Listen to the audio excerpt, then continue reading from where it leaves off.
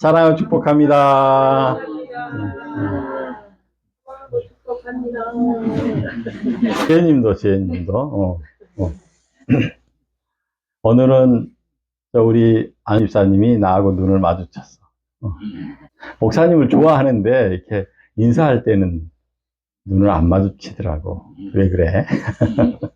그래요. 우리 안 집사님 그 가정에 좋은 일이 계속 있고요. 근데 이제 영적으로 알아차리질 못하면 이게 좋은 일인지 나쁜 일인지 몰라요. 근데 정말 힘들었던 그 과정이었었거든요.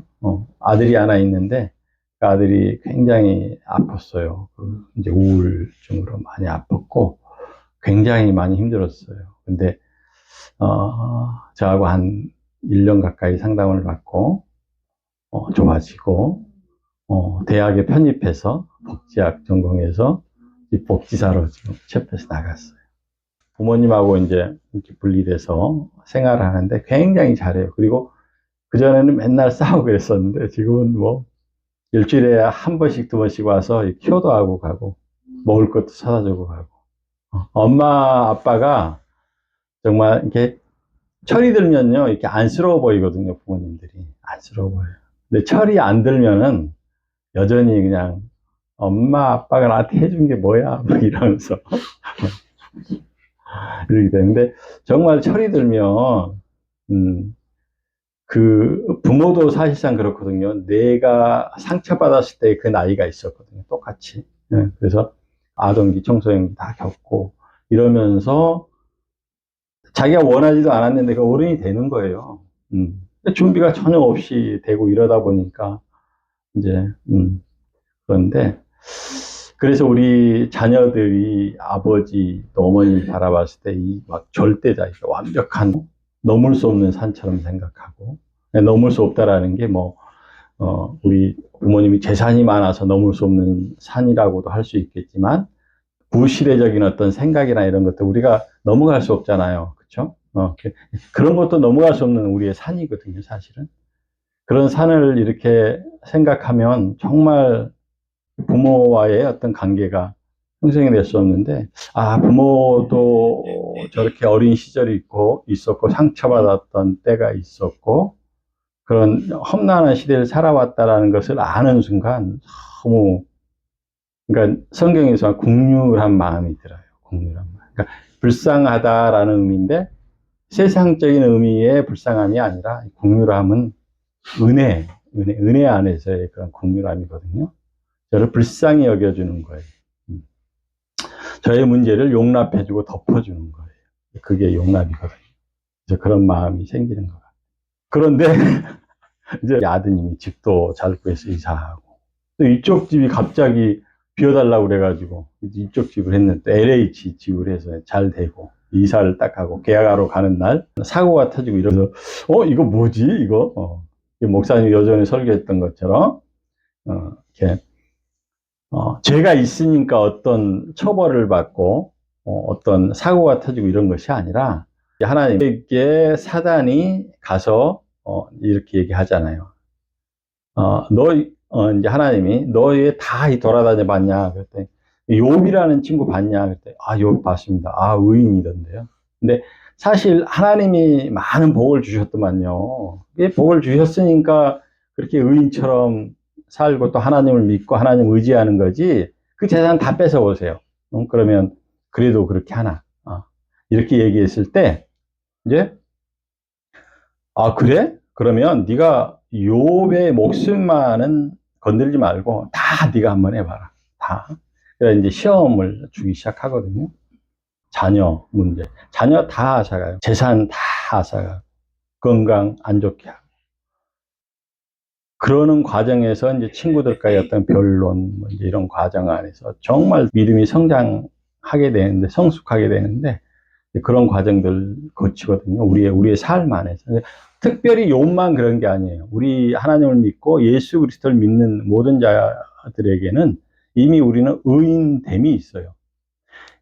하나님께서는요, 성육신하셔서 이 땅에 오신 이유가 뭐냐면, 우리가 의인이고 올바르고 너희들 스스로가 정말 착하고 구원받을 수 있기 때문에 하나님이 오신 게 아니고 도대체 죄로 인해서 구원받을 수 없는 우리 죄인. 그래서 사망을 꼭 경험하는, 사망이라는 거는 육체적인 사망도 있고 정신적인 사망도 있고 영적인 사망도 있거든요. 우리 인간은 영혼육이라는 삼층구조로 되어 있기 때문에 이런 사망을 경험할 수밖에 없고 이거에 대해서 이렇게 운명적으로 이렇게 맞이할 수밖에 없는 우리에게 그러한 하나님의 성육신 사건은 우리를 그 가운데서 구원해 내시기 위해서 이제 이 땅에 보내신 거란 말이에요. 좀 이렇게 잘못된 것 같고 아닌 것 같고 이러더라도 정말 영적인 시각으로 바라봐야 돼요. 그러면 그것이 정말 그게 하나님의 놀라우신 계획 안에, 그러니까 어떤 일이 사고가 났다, 뭐 어떤 일이 좋다 안 좋다 이전에 하나님의 계획 안에 내가 있는가가 중요한 거예요. 하나님은 창조자이시고 구원자이시거든요.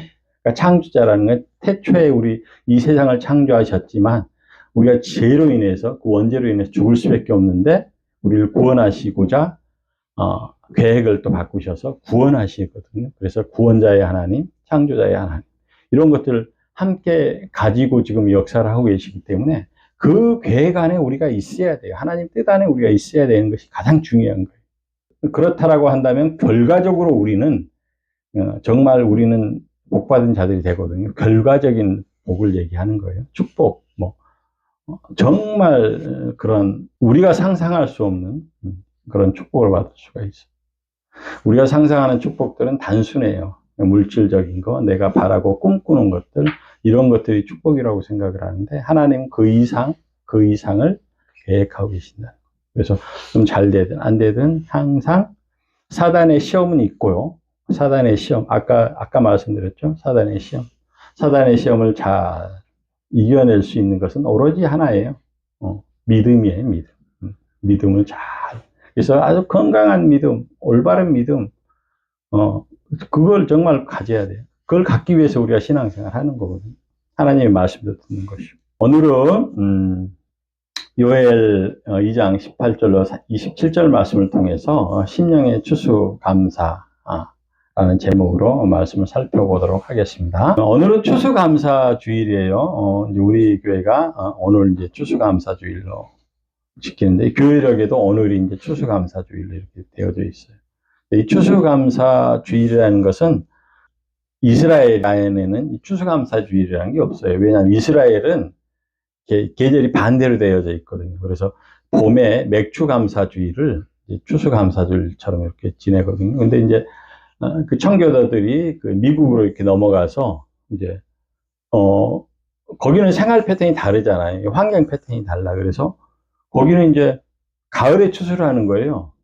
그래서 이제 추수한 건 1년 동안 우리가 추수를 이렇게 열심히 이제 농사를 짓고 이렇게 씨를 뿌리고 농사를 짓고 가꾸고 이렇게 해서 그 결과 얻은 거에 대한 첫 열매를 하나님께 드리는 그런 의미가 있거든요. 추수감사주일이. 그래서 그런 의미에서 이제 우리도 그런 환경이잖아요. 그렇죠? 그래서 이제 추수감사주일이 이렇게 생겼는데 오늘이 이제 추수감사주일이라는 거예요. 그런데 오늘이 이제 목사님이 어떤 자연적인 추수감사의 어떤 그런 의미도 있지만 우리가 이제 그런 말씀을 항상 늘상 많이 했기 때문에 이번 주는 이제 심령의 추수감사 주일에 대한 의미로 지금 말씀을 전해드리려고 하는 거예요. 여러분은 어때요? 이렇게 한 해 열심히 수고하고 노력했는데 노력 안 하시는 분들이 있겠어요? 노력을 하지 나름대로 물론 노력 안 하고 그냥 맨날 게임만 하는 친구들도 많이 있기는 한데 게임 하는 친구들은 그렇다 치더라도 아무튼 간에 열심히 우리가 살아가잖아요. 일반적으로 보면. 그런데 사실상 솔직하게 말해서 내가 노력하는 것만큼 그 수확이 있어요. 결과가 따라요. 내가 나는 이 정도 노력을 했는데 이 노력하는 것만큼 수확이 따르느냐는 얘기죠. 사람이 욕심에 의해서 너무 과하게 이렇게 막 기대해서 뭐 그럴 수도 있겠지만 원리 안에서 보면 우리가 노력하는 것만큼의 그 대가를 지불하지 않아요. 이 세상과 이 환경과 이 자연은 우리에게 우리가 노력하는 것만큼의 대가를 지불하지 않아요. 그것은 뭐냐면 창세기 3장 18절로 19절 말씀에 보면 우리의 죄로 인해서 땅이 내게 가시덤불과 엉겅퀴를 낼 것이라.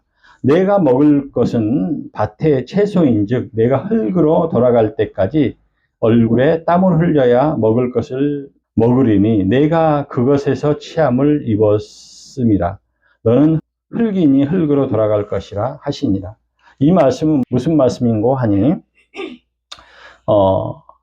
땀을 흘려야지만이 그 대가를 받을 수 있다라는 거예요. 그런데 지금은 그럼에도 불구하고 정말 제가요, 정말 이렇게 막 뭐라 그럴까요? 이렇게 가득가득 차 있는 세상이거든요. 지금 사실은 제가 너무 가득하게 차 있기 때문에 사실은 우리가 노력하는 것만큼의 그 결과를 얻지 못하게끔 만들어요. 아까 그 사단도 마찬가지고, 사단이 누구야? 어떤 대상으로 생각을 하는데, 사단은 어떤 영적인 요소예요. 어떤 기류라는 말이에요. 그래서 이 기류나 이런 것들이 모든 사람들에게 이렇게 작용을 해서 나에게 어떤 그런 방해 요소를 이렇게 준다라는 것이죠. 그래서 사실은 내가 뭔가 좀 잘 되는 것 같으면 시기 질투하잖아요. 시기 질투가 이게 그냥 우리가 흔히 말을 쓰니까 그렇지, 이 시기 질투라는 게 굉장히 이게 정말 오묘한 놈이에요. 이게 시기 질투하는 거. 우리 마음 안에 이게 막 들끓어요. 그런데도요, 그것을 내가 이제 감추거나 왜곡하거나 아니면 합리화시키거나 그래서 그렇지, 실제적으로 우리가 하나님의 거룩성 안에서 보면 정말 이 시기 질투는요, 정말 오묘하고 교묘한 놈이에요, 사실. 그래서 이런 것들을 이용을 한단 말이에요, 사단은. 그래서 이제, 어, 그, 남이 잘 되는 꼴을 못 보는 거. 남을 잘 돼. 그래서 이 가시덤불과 엉겅퀴가 그래요. 우리가, 어떠한 과목을 하나 심었다? 그냥 가만히 안 놔둬요. 벌레도 달라들지, 가시덤불이 이렇게 막 올라매서 그냥, 이렇게 못 자라게 하지. 이 자연은 그래요. 성장하기도 하지만, 생명을 성장하기도 하지만, 열매를 맺히기도 하지만, 그것을 방해하는 요소와 함께 연결되어 있어요. 이게 선악과적 원리라는 거예요. 그래서 우리는 수고한 것만큼의 그런, 수확을 할 수가 없어요. 그래서 자연은 뭐요? 자연은 뭐 정직하다 이러는데, 사실상 창조 원리 안에서, 창조 원리 방식 안에서 보면, 자연이 정직하지 못해요. 정직하지 못해요. 원래 창조 원리 안에서는요, 심게 되면요, 30배, 60배, 100배의 결실을 맺게끔 돼 있는 게 이게 정직한 거예요. 이게. 그런데 그 죄로 인해서 이런 것들이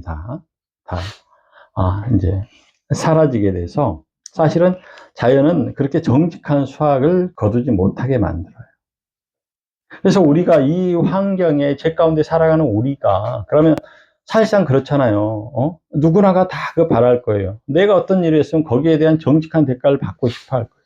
그럼 정직한 대가를 받고 싶은데 그 정직한 대가를 받기 위해서는 우리가 어떻게 해야 되느냐? 죄 가운데 있기 때문에.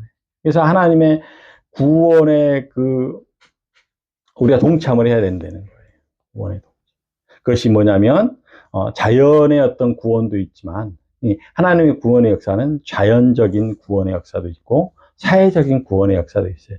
그래서 목사님들이 사회 활동도 하고 이렇게 하는 거예요. 근데, 저는, 너무 우리 목회자들이나 막 정치에 참여하고 막 직설적으로, 막 대립적으로 하는 것은 저는 반대지만, 그렇게 사회 활동. 제가 지금 하는 것도 사실상 사회 활동하는 거거든요. 사회에 대한. 그래서, 저는 사실상 교회가 이렇게 작잖아요. 그래서 제가 이제 기도를 해드리는데, 막 기도를 하는데 전화가 와요. 근데, 그분이 막 그러는 거예요. 목사님 기도하니까 빨리 끊어, 빨리 끊어. 이러는 거야. 누가 기도하는데? 지금 주한기 목사님께서 이렇게 기도하는, 당신 거기 성도도 아니잖아. 그래도 끊어, 끊어. 이제 그러고서 나중에 그랬어요. 그 얘기를 듣고서. 저는, 사회적 목회를 하고 있다. 사회적 목회를 하고 있다. 그래서, 우리 중암교회 교인들도 담임을 하지만, 저는 이 지역에 사실상 담임 목사로 왔다. 그러니까 나는 어떤 이렇게 개교의 어떤 그런 것보다 나는 더 큰 목회를 하고 있다. 우리 제가 지금 쓰고 있는 저 논문은 사실상 창조론에 입각한 그런 이론이거든요. 학술적으로 인정을 받은. 근데 이제 학술적으로 인정받는 게 모든 게 다 진화론이거든요. 진화론. 근데 진화론이라는 거를 저는 이렇게 부정하지는 않아요. 왜냐하면 우리가 제가 전 논문을 보면 이 두 본성, 우리 인간의 두 본성이 있다라는 거거든요. 그래서 본형의 본성이 있고 원형의 본성이 있고, 칼륨 같은 경우는 원형을 얘기하는 거고요. 프로이드 같은 경우는 그 무의식을 얘기를 하지만, 무의식의 어떤 그런 근원을 찾으려고 하지만 그 근원을 찾지 못하고 이제 그 인간의 어떤 그 본능적인 것만 막 이렇게 얘기를 하거든요. 그게 성적 본능이에요. 성적 충동에 관한 그런 본능이에요. 그래서 그걸 얘기해요. 그래서 그래요. 그래서 사실은 우린 죄 가운데 있기 때문에 그 정직한 수학을 얻을 수가 없다. 그래서 우리가 얻을 수 있다라는 것은 이제 정직하게 수학을 얻을 수 있게 할 수 있는 것은 하나님의 구원의 그런 역사, 은혜, 그런 인도하심을 받아. 그러니까 하나님 안에 있어야 된다는 거예요. 하나님 안에. 우리가 사회생활하고 하더라도 하나님 안에 있어야 돼. 어떤 형식으로. 그래서 이 세상이 너무나 막 이상해지고 막 이래서 기독교인들을 굉장히 혐오하시는 분들 굉장히 많거든요. 근데 그런 게 충분히 이해가 돼요. 근데 왜냐하면 그럼에도 불구하고 그 사람들의 신앙 방식인 거고, 지금 이 많은 목사님들은 이런 사회적 목회적인 어떤 이런 것들을 하면서 굉장히 그 건강한 목회를 해요.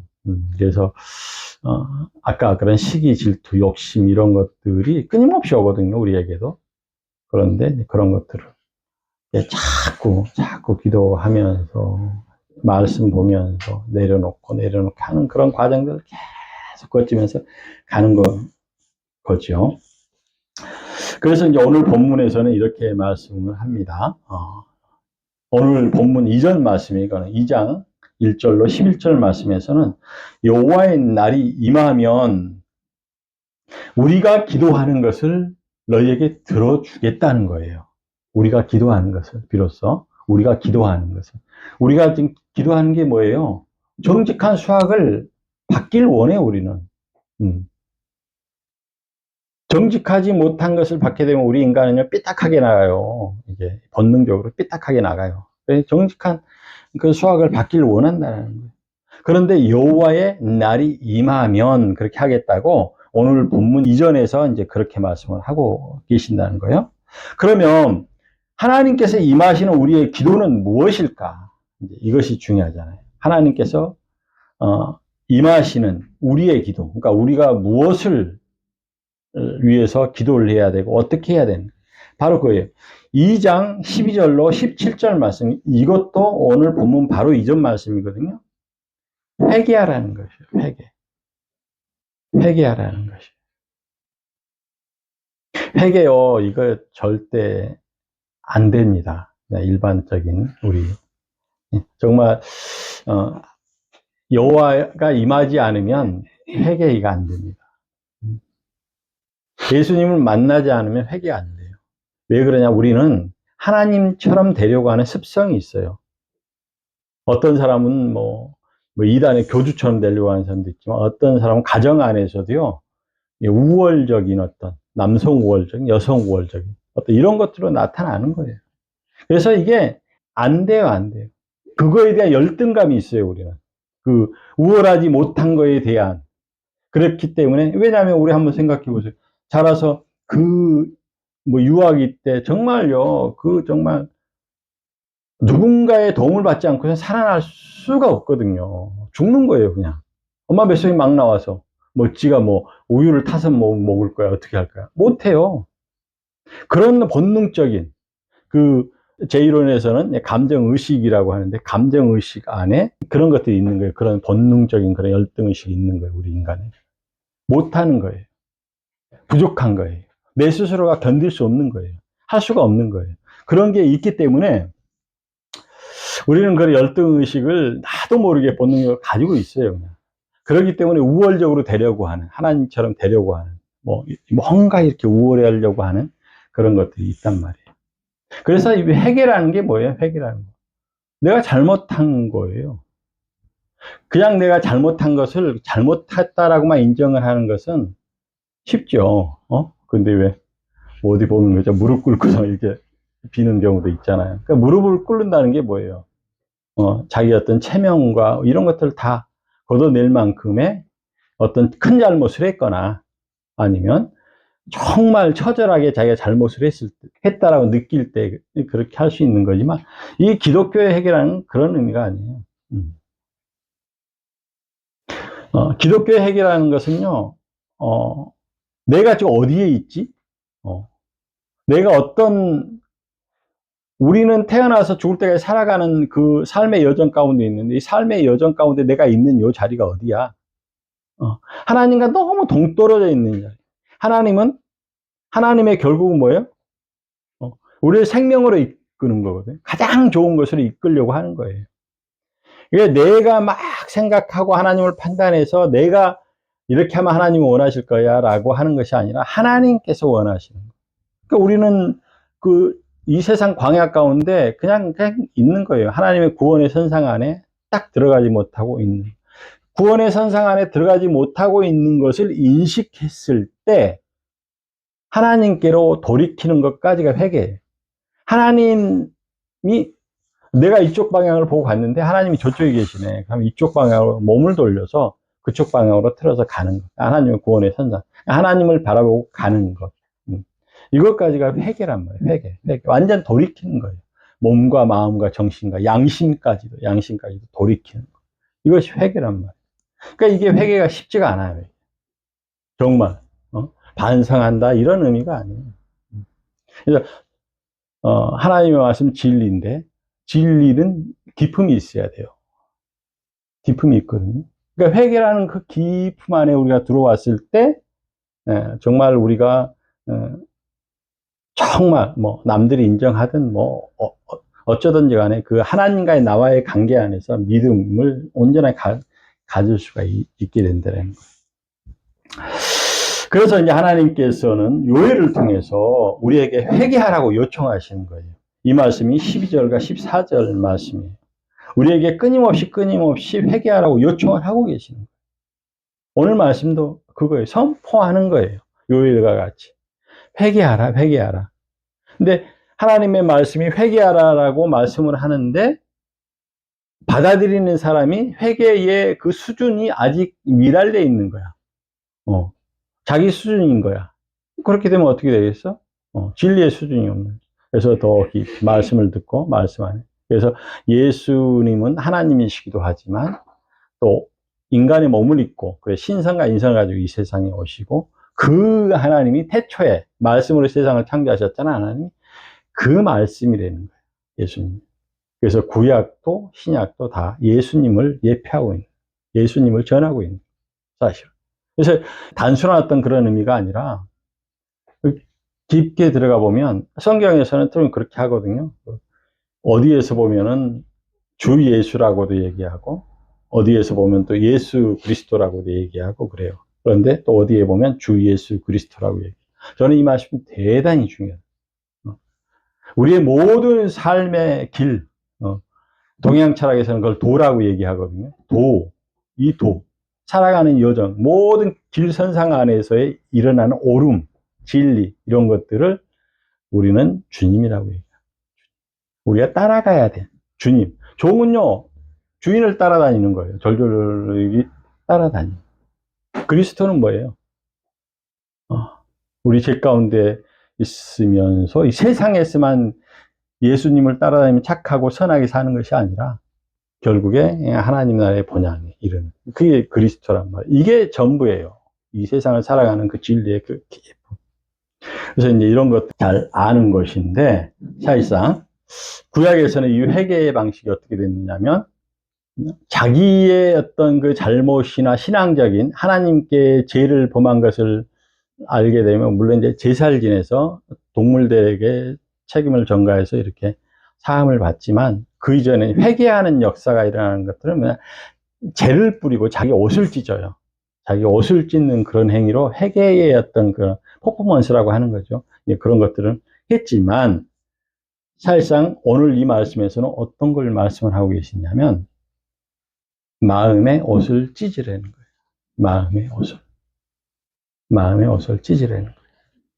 그래서 13절 말씀이 그런 말씀인 거예요. 그래서 마음의 옷을 찢어야 한다고 13절에서는 그렇게. 이때 우리의 심령 농사가 풍성해질 수 있다는 거예요. 우리 심령 안에 있는. 우리 심령에도요, 하나님이 씨를 뿌린 거예요. 이 씨의 열매는요, 너무나 거룩한 거예요. 우리의 양심의 정말 열매의 그 정말 진실함으로 그 양심의 열매가 열리게끔 하고요. 마음의 열매가 열리게끔 하고. 심령의 농사가 굉장히 중요한 거예요. 우리 사람들의 마음, 물론 이제 자꾸 오늘 제 얘기를 하게 돼. 역학양식 이론에서는 뭐냐면 이 마음의 구조, 이 사람의 구조를 이렇게 돼 있거든요. 이게 지구와 똑같아. 지구의 이 구조층하고 똑같이 해서 이게 뭐냐면 맨 위에가 신체, 외부 세계죠. 그 다음에 정신, 마음, 그 다음에 양심 세계가 있고 그 안에 영적 세계가 있어요. 그게 핵이에요. 핵이라고 하는 거예요.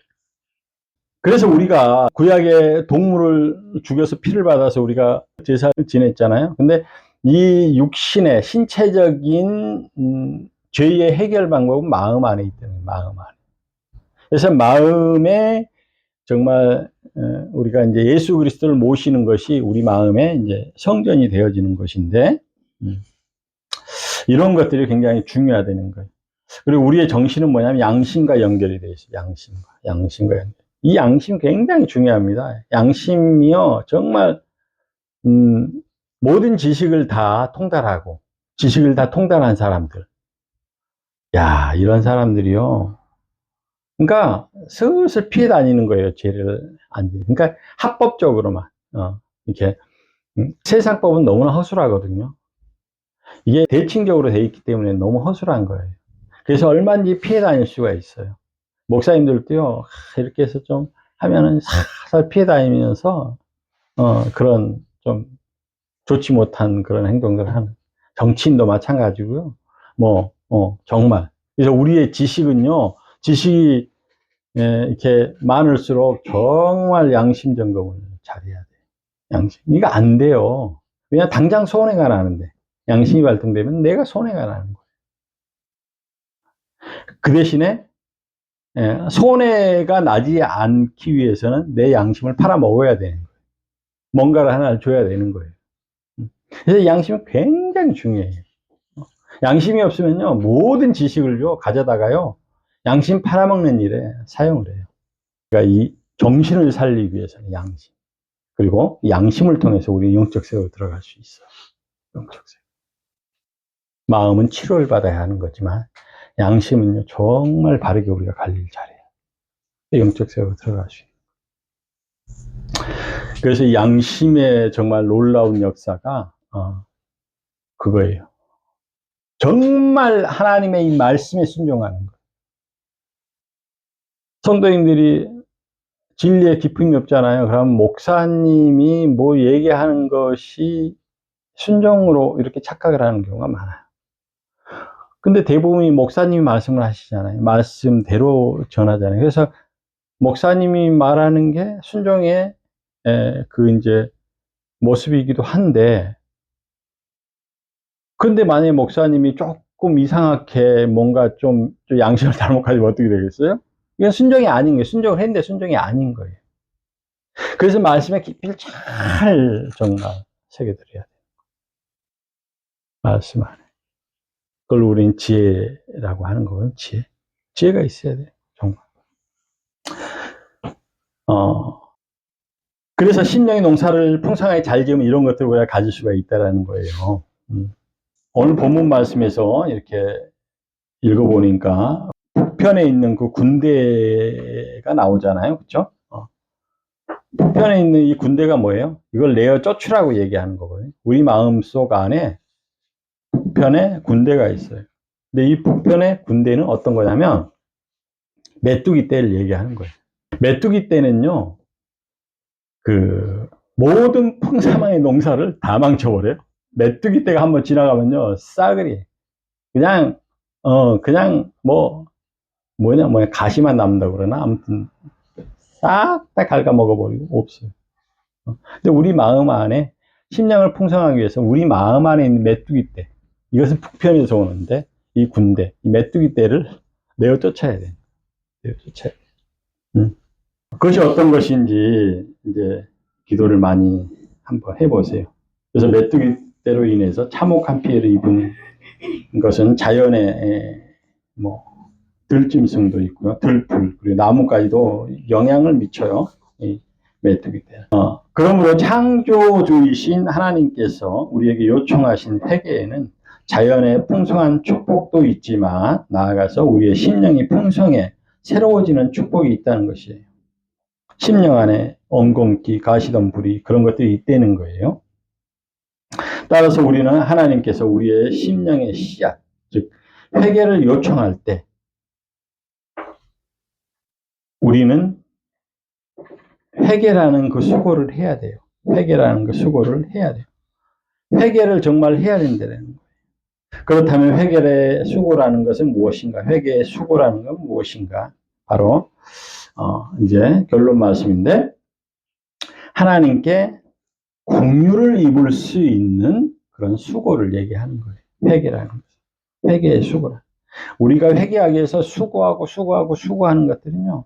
결국 뭐냐면 하나님 저를 불쌍히 여겨주세요. 나의 모든 것들을 일단 내려놓는 거예요.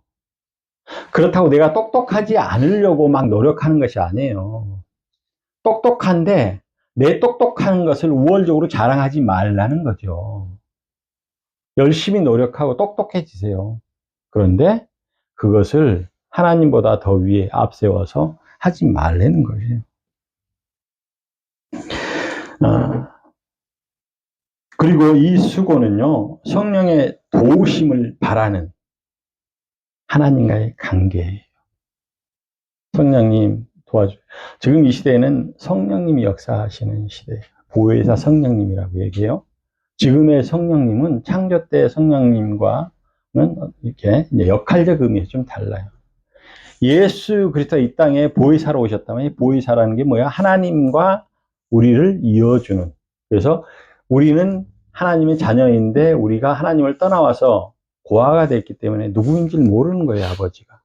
근데 이 아버지를 찾아주는 일을 하는 것이 예수님이란 말이에요. 그래서 독생자, 보혜사로 이 땅에 오셔서 그 일을 감당한 거예요.